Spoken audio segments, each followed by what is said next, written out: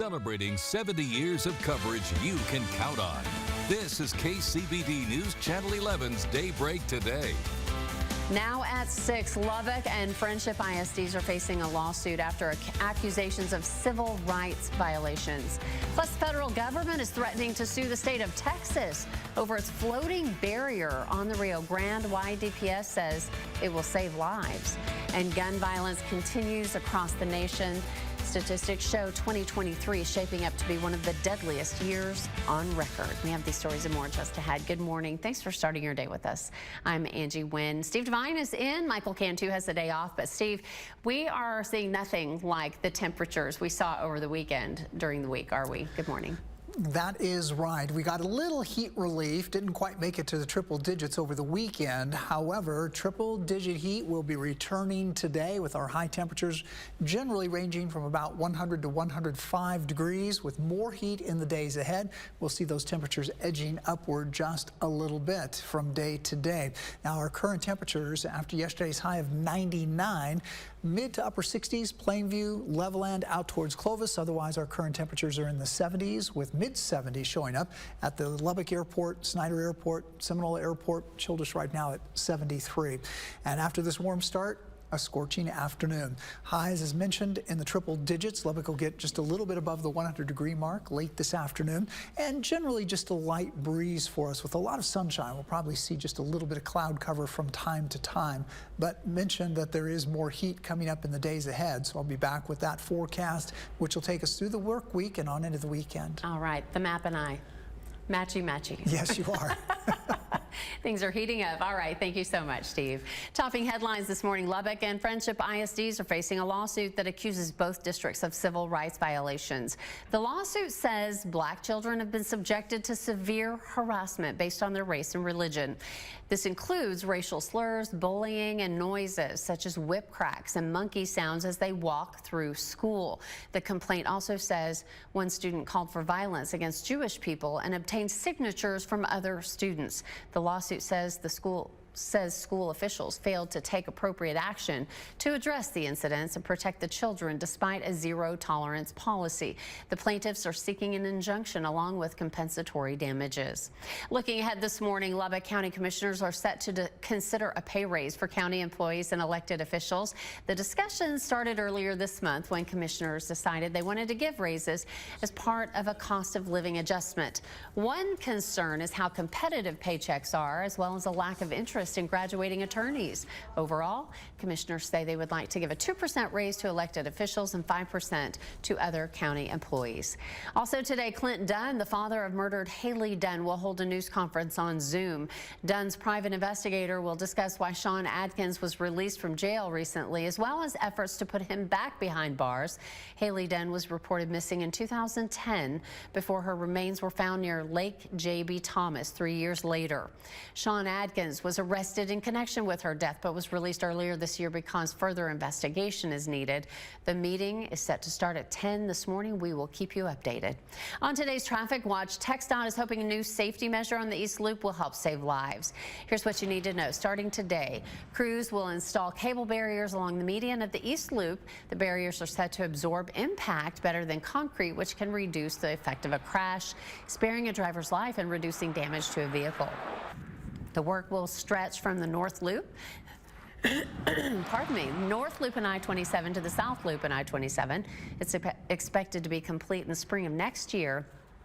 TxDOT says drivers can expect closures on the inside lanes of the East Loop as well as reduced speed limits.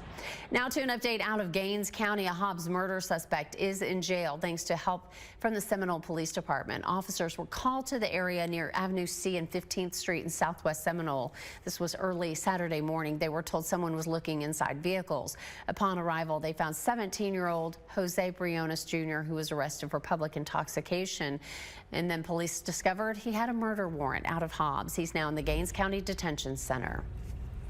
Making national headlines this morning, the federal government is threatening to sue the state of Texas over its new floating barrier system on the Rio Grande. The Justice Department says Texas must make a plan to remove the barrier today or face legal action. The government says the buoys violate federal law and present serious risk to public safety.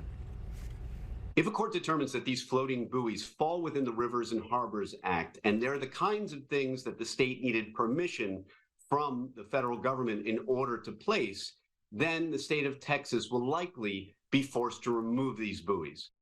Texas Governor Greg Abbott responded by saying Texas has the sovereign authority to defend our border.